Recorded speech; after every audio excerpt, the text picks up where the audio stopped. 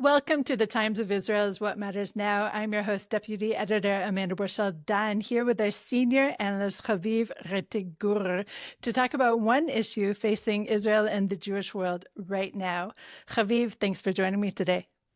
Good to be here, Amanda. It is always such a pleasure to have you, and we're recording a day after the Tisha B'Av observance, which is a really difficult 24-hour fast for those who actually do that. And despite the terrible summer heat, it's actually a little easier than Yom Kippur. Do you know why, Haviv? Why it's easier than Kippur? No. Well, for one thing, at least in our household, those who observe the fast are basically watching movies all day long. And so you have the opportunity to still use electricity, right, Right. Javier? It's not a holiday in that sense. Yeah. No, I gave actually a short talk at the local synagogue, and as I drove there and read it off my phone, so I would have remembered that. Yeah, no, it's a lot easier, and you can turn air conditioning on and off, and yeah. Exactly. But what I was going to say is that for those who do observe Tisha B'Av and partake of electricity, they would have been greeted around the world with international headlines in international media of our national security minister, Itamar Ben Gvir, atop the Temple Mount. And it was kind of remarkable this time because, of course, he goes up to the Temple Mount all the time. But this time was a little different for two reasons. Do you know what they are, Chaviv? Another pop quiz for you. He called for instituting Israeli sovereignty over the entirety of the Gaza Strip. He's done that. I don't know if he's done that from the Temple Mount. And what would the second thing be? The second thing is that for the first time, at least on camera, he overtly led prayer out loud on the Temple Mount, which was a very big deal for much of international media. So you touched on one reason, which was calling for sovereignty. And I just want to read out what he said. I translated it into English, so forgive me if it's not 100% accurate. But he said, I am saying davka. Davka is a word that you cannot translate, so I'm leaving in the davkas. And Ben Gvir said, I am saying davka from here, from the Temple Mount, the place from which it was proven that it is possible to have a sovereign rule. Davka from here, we are relaying a message that from today on, we are conquering the entire Gaza Strip, announcing our sovereignty on the entire Gaza Strip, and taking down every Hamas member and encouraging voluntary emigration. Only in this way will we return the hostages and win the war. So before we dive into the whole content of that, for me, Chaviv, it was just a little weird, actually, that Ben Gvir chose the spot where two temples fell to announce that we have proven that Israel is able to have sovereign rule. What do you make of that, actually? I mean, the great story of the Jewish connection is not the falling, it's the resilience, it's the sticking to it. Every synagogue on earth is prays facing Jerusalem for 2,000 years. So I do think we get to claim a certain level of stubbornness, as a sort of foundation stone of our culture.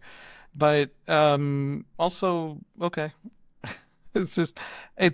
look, it's Ben Gvir, right? Deeply unimpressive, for a very simple reason. He can't do any of the things he's saying. And if he could do them, would he still say them? And if he had to deal with the backlash, and if he had to be painted with the failure, would he embark on the adventures he keeps announcing? And by the way, the answer is possibly yes. He might actually decide to conquer the Gaza Strip and control everybody and push off some kind of voluntary emigration that, based on the kinds of marginal movements that he supports in certain areas in northern Samaria, for example, probably wouldn't be all that voluntary. The Israeli public is extraordinarily frustrated. It is frustrated with the government. It is frustrated with Netanyahu. It believes that Netanyahu is now, for example, Netanyahu hasn't spoken to the public ever since all the newspapers reported the past week that we're profoundly shifting the strategy because Hamas can't be defeated this current way, and there's 25% of Gaza that nobody can conquer, and the Trump administration is pressuring, and nobody knows what's happening. And one of the ways we know that Netanyahu is struggling to come up with a strategy is that he won't talk to anybody. So there have been, over the last 22 months, 3 months at a time, where he won't talk to anybody multiple times. He won't give an interview. He won't give an interview to people who support him, to his favorite press. That's right now. Netanyahu's a little bit gone into hiding, and there's some kind of negotiation and discussion with the Trump administration, and they keep saying they're going to announce something. Maybe they will. Maybe there's a plan. But the public is deeply frustrated. We have polling on this. Doesn't think Netanyahu can actually finish the war. And that frustration with Netanyahu, that distrust of Netanyahu, is driving a massive support of a majority of Israelis to pull out. Get the last hostages, end the war, get whatever you can, which is our people. There's nothing else to get in Gaza, right? And Ben Gvir is trying to play off of that frustration. He's trying to do two things. One, he's been a member of this government. He's been a member of the security cabinet. So he's trying to distance himself from its perceived failures among the public. So he's getting up and saying, conquer everything, push everybody out, blow everything up. This Temple Mount on Tisha B'Av, this is our heart and soul. And if we understood who we really are by this connection to our authentic origins, then all of this would solve itself because we would have that strength. That is basically the message. And it's a distancing from Netanyahu because everybody kind of starts to smell elections. We know that a lot of the Likud campaign people are starting to plan for early next year election. So, the media is getting excited, I think, because there's a kind of, what's the word where you have there's a kind of symbiosis where those looking to validate narratives find it in Ben Gvir, and Ben Gvir makes his career and gets into prominence by validating it. And so there's that kind of back and forth that, we see every time with Ben Gvir, and it's happening now. Is he actually advocating some specific military thing that the IDF has not yet figured out to do in Gaza? Because I'd love to hear that plan. I'd love to share that plan with the world. I think the Times of Israel would put that plan at the top of the site. But right now it's just standing and yelling, let's take it all. Let's go to a short break. Every expert would have told you that Israel's day had passed, and Iran was the regnant power in the Middle East. And so far, tiny Israel has succeeded in neutralizing all of the Iranian air defenses, virtually all of them, the security leaders of Iran. One of the key ways we did it is through innovation. And that innovation, as you know, came from the Technion. I was involved intimately with the development and funding of Iron Dome, of David Sling, Arrow 2. None of that would have been possible without Technion. The university has played a pivotal role in saving thousands of lives. Technology is a type of Iron Dome for the society as itself. And it's not just a localized Iron Dome, it's a globalized Iron Dome. We have to invest. As we invest in R&D, we have to invest in the minds behind R&D. Israel has to make itself indispensable to the world. And the only way we're going to do this is through technology. It's Israeli technologies that are not only helping to forge the 21st century, but it also enhances the security of American families, American individuals from now into the future.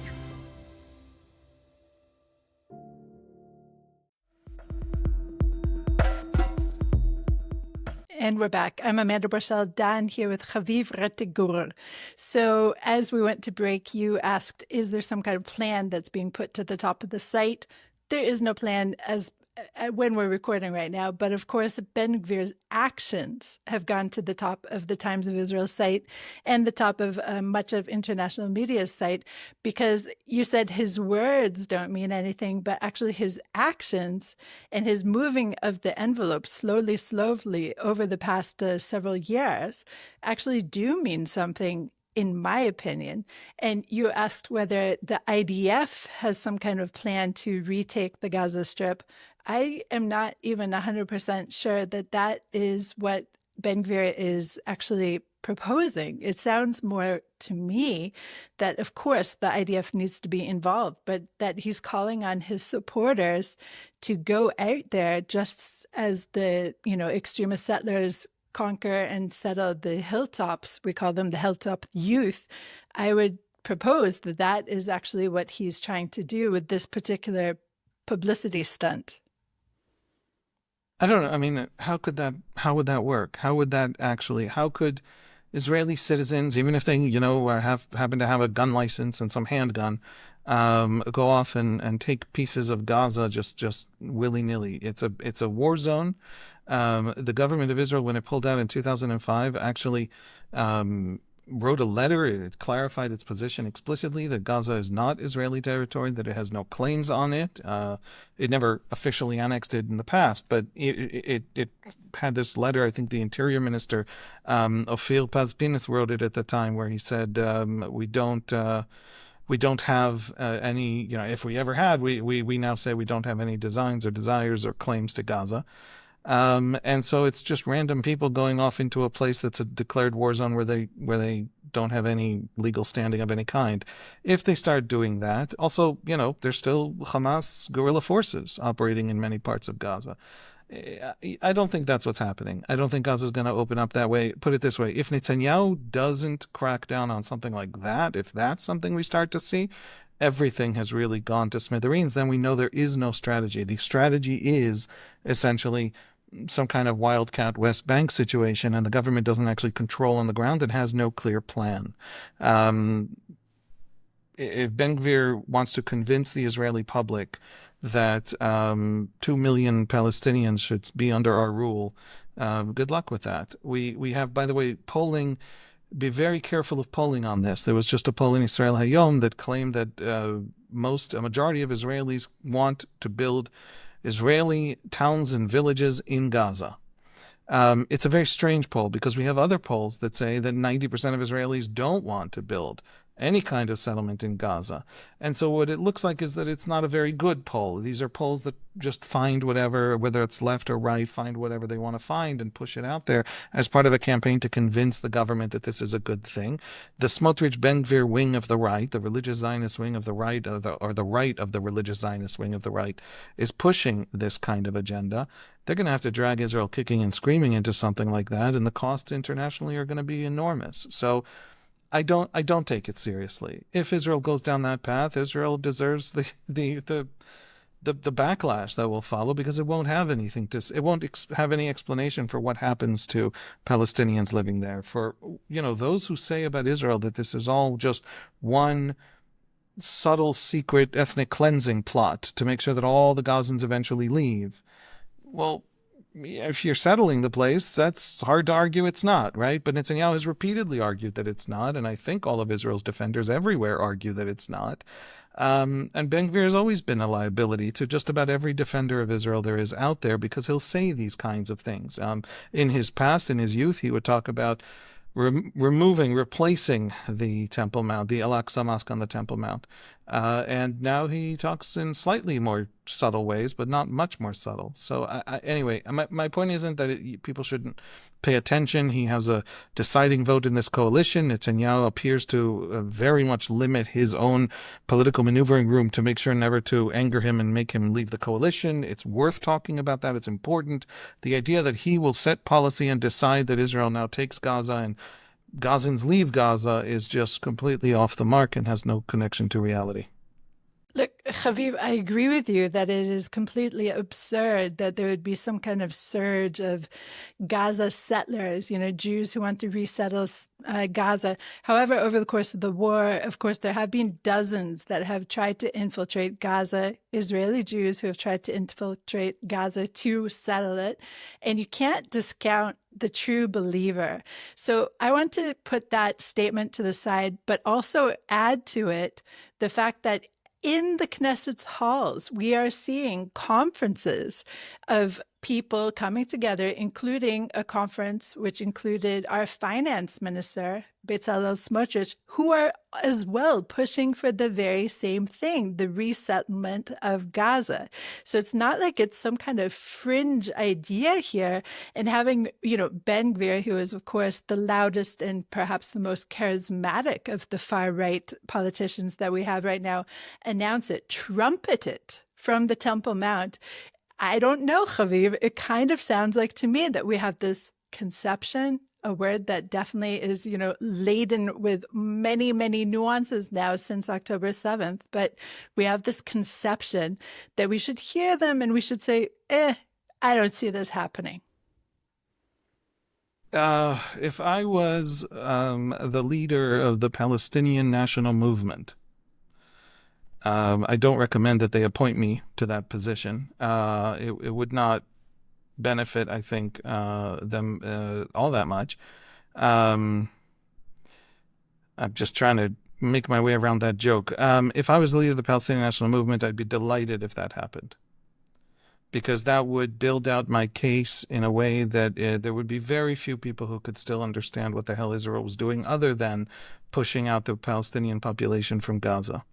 And if that's the story, good luck with normalization in the Arab world. Good luck with tremendous amounts of desire from the Arab world. You have people like Jolani in Syria who have been essentially working with the Americans and for the Americans since back in their Jabhat al-Nusra days, and are now, apparently, we are now tracking this, busy de-radicalizing themselves. Literally just pushing away from these ideologies of a grand Muslim ummah that has to be expressed politically, and the grand jihadi war everywhere and at all times. And he wants some kind of a peace with Israel. It's a little harder to do after the kerfuffle over the Druze, but nevertheless, he does want it, and he wants that stability, and he wants Israel to tell him he's willing, apparently, to demilitarize southern Syria in exchange for Israeli backing for a unified Syria under him. And that's not to say of the Gulf and the Saudis, etc. So all of that requires Israel to have a serious, thoughtful policy on the Palestinians that is not complete expulsion of the Palestinians. I don't know what to say. I don't know anybody who has answers. But if Ben Gvir ran Israel right now, Ben Gvir and Smotrich, by the way, they're fringe in the sense that they're the 10% furthest right edge of Israeli politics. On some issues, they represent 70% of Israel. On some issues, they represent me. If they say the Temple Mount is the holiest place in Judaism, I'm not going to disagree with them, and I will defend them in that debate on Twitter or whatever, right? But then if they take that to the edge is where they lose 90%, in my opinion, of Israelis, and more than the edge, trust. Trust. In other words, you want to start off, for example, with an extreme position so that the world forces you back to a middle position. That's a classic negotiating tactic. We are going to settle Gaza. Oh, you're all upset? All right, we're not going to settle Gaza. We're going to settle the Gaza perimeter and shrink Gaza so that there's a buffer zone. I don't, a military buffer zone. And then it becomes, I don't know. I don't, if you want to start having a conversation, we're spitballing here because we don't actually know what it means. You want to start having a serious conversation on policy. Ben Gvir's not your man. Smotrich is really not your guy. On the Israeli government side, Smotrich was the man who said, we have to cut the aid to Gaza. Calculating that there's not going to be starvation, and they made those calculations. Something like 200,000 tons of aid went in February, and that should have lasted 5 months, something like that, in Gaza. And so they cut the aid in March. In April, it was basically a flex, because by May they started letting it in. It turns out the aid evaporated a lot faster than they expected. A lot of people started hoarding aid. And now we have real hunger in Gaza, and a catastrophe internationally, diplomatically, and an army that didn't track it properly, and Israel having to explain that it is not trying to mass starve people after it itself cut off aid as a pressure tactic on Hamas, thinking there's enough, and it turned out there wasn't enough. That genius strategy, apparently began with Smotrich. So I of course blame Netanyahu. It was his decision. The buck stops with him. I apologize to all his supporters that I occasionally blame him. He is the prime minister. I don't know how to navigate around that fact.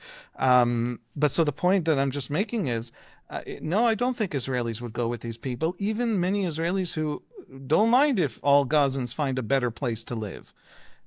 Put it as some of those people might say it to themselves. No, I don't think they'll go with Bezalel Smotrich and Itamar Ben Gvir into that kind of an adventure of emptying Gaza or declaring sovereignty and taking on responsibility for every single living Gazan. These are profoundly foolish ideas, and these are, I think, foolish men in the sense that they're not competent men. They haven't delivered on the things. We are going through an economic time that is very trying, and a finance minister, as you say, who has basically done nothing but double down on the Haredi welfare state that none of us can afford. And on, by the way, the Haredi draft exemptions, while everybody serves 200, 300, and 400 days in Gaza. So these are not competent people. They're not building a movement that Israelis are going to follow. The only thing they have going for them is that everybody's frustrated with Netanyahu. Everybody's angry at Hamas. Hamas putting out those videos of starved, emaciated hostages. Those are the only starved adults any Israeli has seen out of Gaza. And so the whole world's narrative of starvation in Gaza, when the only starved images of adults they have seen that are not children with pre-existing conditions is the only reason they look the way they look, right? But actually starved systematically, purposefully, are the Israelis. And so the Israelis are being, every day of the last 22 months, are being radicalized by Hamas. All the world's sympathy for Gaza, Hamas destroys among Israelis with these kinds of images. And Smotrich and Ben Gvir basically just play off of that without offering any solutions. And forgive me for being so partisan on this point. I challenge our listeners, our viewers, to come to us, to email us. I am serious. I will read the first 80 emails. What is Smotrich's plan for Gaza? What is Ben Gvir's plan for Gaza? How does it play out? Game it out for me. I'm sorry I'm ranting.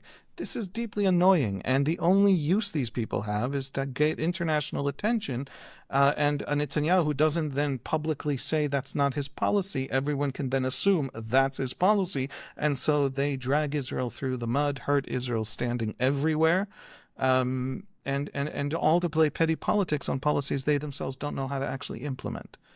Is all this is. I'll stop. Let's go to a short break.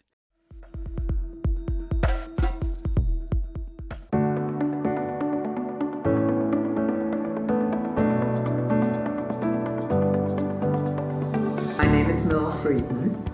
I'm a psychologist. Coming along to Beresheet becomes a very interesting and exciting challenge for me in particular. I am pivoting my professional career into resilient aging and healthy aging. I prepare all kinds of things to make our stay, our living, our life here a new beginning. I would like to invite all of you who would like to make a really new beginning and a new life which is good for us all to come and join us at Beresheet.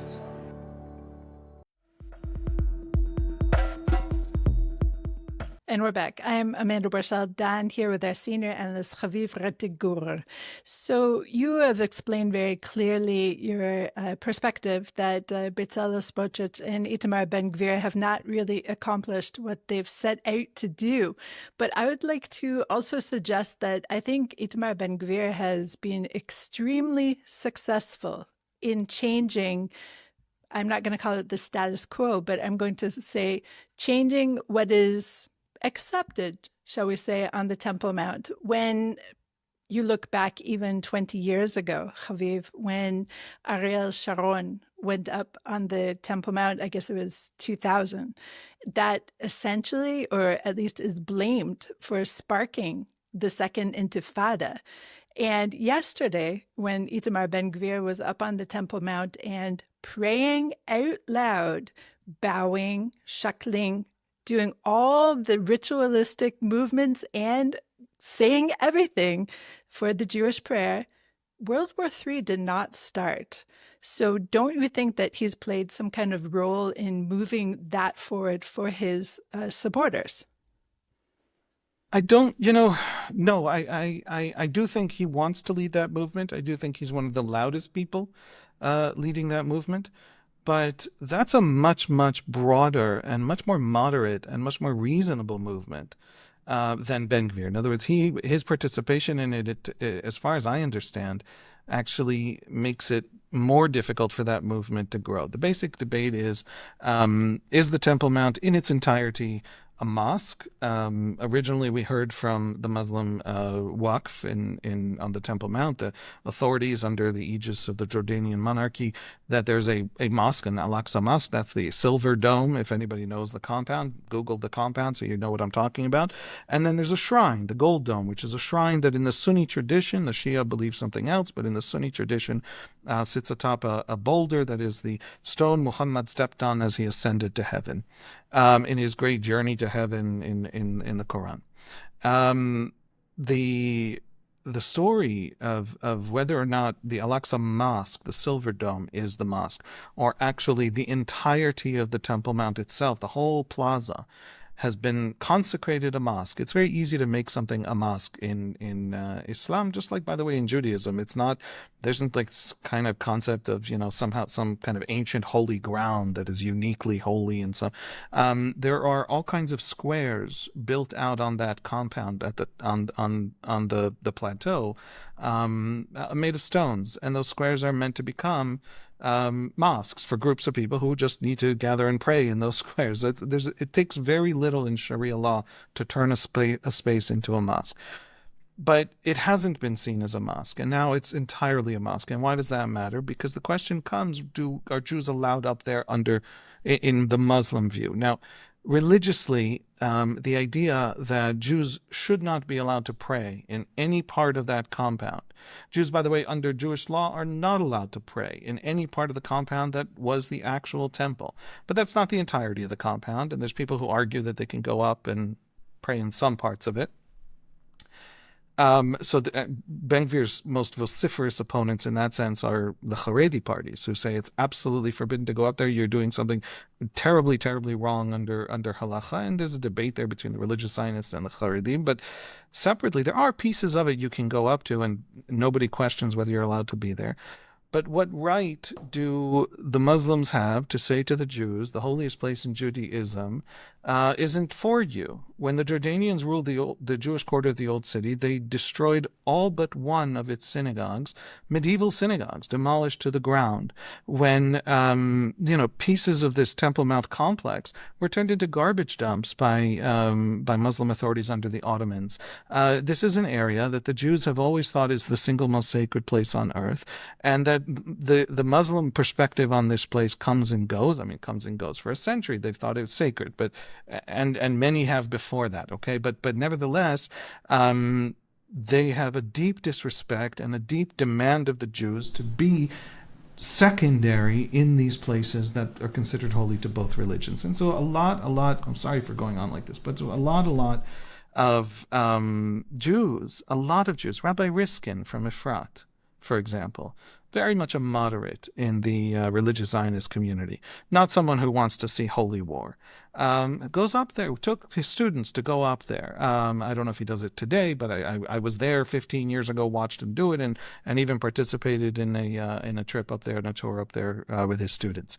And so you have a huge number of Israelis who say, why the heck not? Who says Jews aren't allowed up there? Why? What are the standards? And can Muslims walk into every place, but Jews can't walk into some places? And attached to that, add to that, on top of that, Palestinian fears that ultimately it's just a grab for the place. Now, it's not a grab for the place in the sense that the Jews are terrified of the idea that the Jews will control the place, because the Jews are terrified of the pieces within the Jewish world, within the Jewish community, that will then want to build a temple. Do we want a temple? There's no Messiah. Messiah is supposed to build the temple. Do we want to start sacrificing goats on the Temple Mount? Well, every few months, there's some kind of nutty person who grabs a goat and walks up to the Temple Mount, and the police have to drag them down. That is not something the Jews want. That is not something religious Zionists want. That is not something the right wing of the settlement movement that totally believes that we should go up there and take it all over even want right now necessarily. And so, long story short, even moving the Overton window on the question of can Jews go up there isn't Ben Gvir. It's everyone else. It's Tzohar rabbis, liberal rabbis. It's me. I should be allowed to go up there and pray in some oddball corner so I don't accidentally step into places that are not allowed. Why not? Why not. And also, we should guarantee absolutely Muslim safety there and Muslim prayer there and Muslim access there. It's a promise we made to the Jordanians in 1967. It's a promise we make to the whole Muslim world, and we have to keep it. But Jews are literally forbidden? Says who? Right. And just to add to all the comments you said about whether this is full on a mosque in the whole compound, of course, there are schools there. And I've been up there several times when kids are playing soccer. Is that something you do inside a mosque? Not necessarily.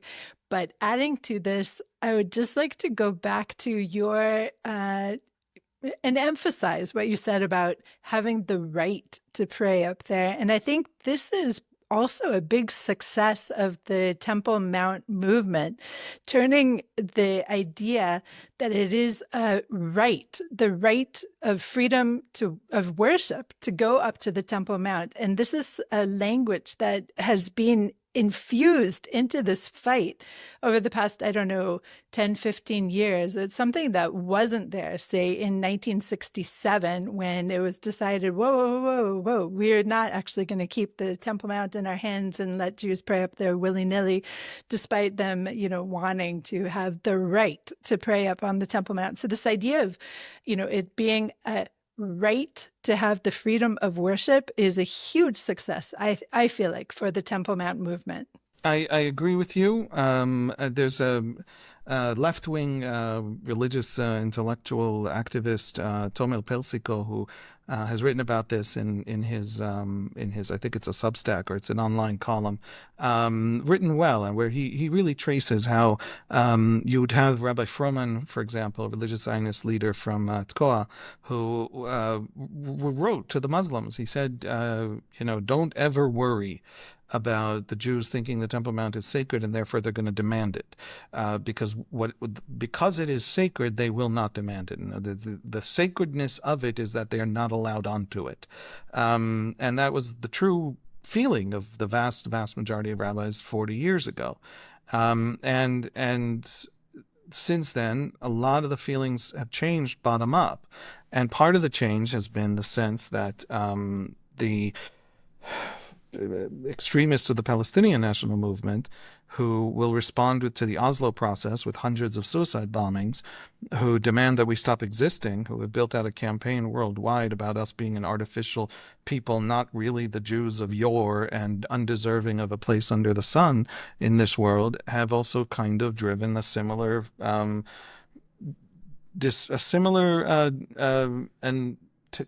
tilting away among Israelis from the idea that Palestinian demands and Palestinian sense of place and self have to be respected.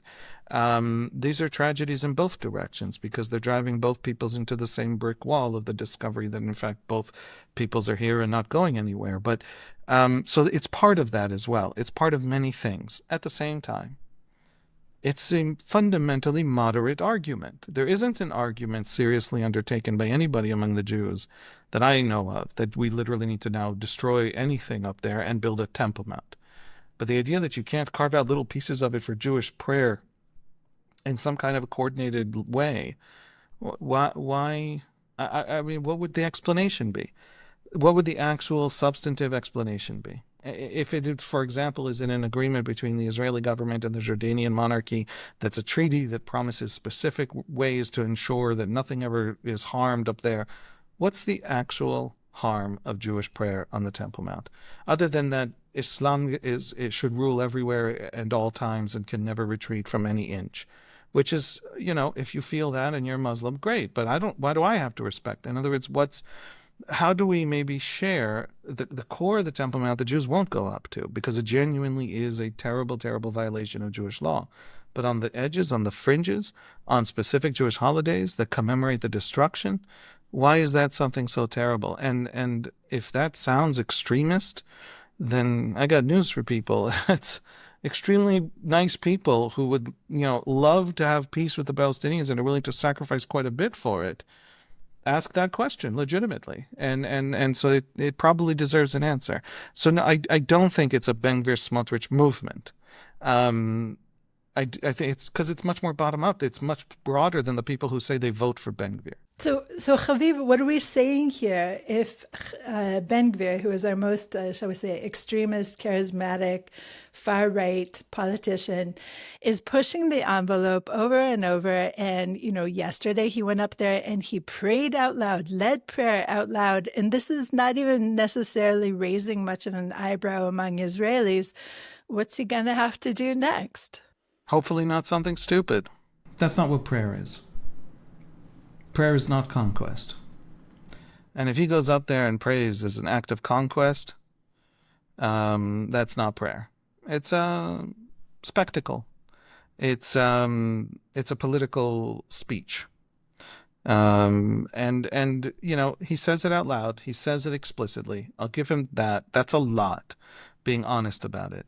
But at the same time, he's just playing off of these deep frustrations. If Netanyahu, for example, doesn't want to have to deal with the Muslim world blowback of the continued escalation of a campaign that isn't just a campaign for Jewish prayer on the Temple Mount, but a campaign to replace the Al-Aqsa shrine or mosque on the Temple Mount with some kind of Jewish temple. And if that campaign grows and radicalizes and grows in terms of the population, if the 10% of the population that Smotrich and Ben Gvir currently represent, and maybe in an election that'll grow 3 points, I don't know, but that they currently represent, to not radicalize them on that question, you could go much, much farther than let Jews pray at their holiest place. That is not the radical position. If Netanyahu doesn't want to deal with that blowback, and the harm that will cause to a lot of the things that he himself wants to accomplish with the Muslim world, he might want to get on that. He might want to respond. He might want to build trust in the population so that they don't have to take their frustration to the radicals on his edges. Just a suggestion. I don't work for his campaign. I'm just saying that might help. It's not that I don't take it seriously in terms of the ability to cause harm. This is a land full of disruptors everywhere, all over the place, of every kind, religious and political, and some are terrorists, all kinds of different groups that are constantly poking a stick in the wheels. And Ben Gvir is one of them. And we should take that ability to disrupt and to raise tensions and to escalate things seriously. But nothing deep is happening here. He's not the reason Jews want to pray on the Temple Mount or are willing to pray on the Temple Mount. They have yet to hear a reason not to, on the pieces of the Temple Mount that are permitted under Jewish law. And it's the same with Gaza. Standing on the sidelines and saying, just take it all, just take it all. Well, that's just 14% less useful than I think he thinks it is. That's not a strategy. That's not a policy. Once you've taken it all, how do you feed the people? Once you've taken it all, what kind of governance do you institute for them? Once you take it all, who builds? Who spends the tens of billions it'll take to rebuild Gaza? Once you've taken it all, how responsible are you for whom? Once you've taken it all, are you kicking all the population out? Voluntarily or not voluntarily? It's entirely possible that if an Arab world, for example, force comes in and takes over Gaza, half of Gazans will want to leave. That doesn't fundamentally change anything. That doesn't mean the Israelis are now rid of the Gaza question or problem, because half of Gaza's population is Gaza's population 25 years ago. It's still Gaza, and it's still Gazan, and if it's built out very quickly, many of those people will also come back. So do you want to manage that? Are you going to let people back in? Give me any answer to any question. Or don't expect me to take anything you say more seriously than I take anybody screaming and throwing wrenches in the works, which I do believe he is. But I don't hear policy suggestions. And let me just say, I don't hear policy suggestions on the left either. In other words, I don't hear people from, I happen to have deep personal respect for Yair Golan, who was the deputy chief of staff, who personally took his handgun in his car and drove into down south and rescued people on October 7. His personal courage, his personal patriotism, amazing. His critique of the Gaza war has not been followed by any alternative to the Gaza war. And so this critique of the right is just, I'm not trying to play both sides. I'm not trying to be, these and all of them together. I'm just saying, if you don't have another critique, you're not a serious person. You're just yelling and posturing. And that's how I'm going to treat Ben Gvir going up to the Temple Mount. We have many more questions and much more to explore here, so we will in a future episode, I'm sure. Thank you, in any case, for joining me today. Thanks, Amanda. Thanks for listening to the Times of Israel's What Matters Now. Please check out another installment next week. This episode was produced by the Podwaves and video edited by Thomas Gersh. If you have any questions or comments about this or any other episode, please drop us an email to podcast@timesofisrael.com. Until next week, shalom.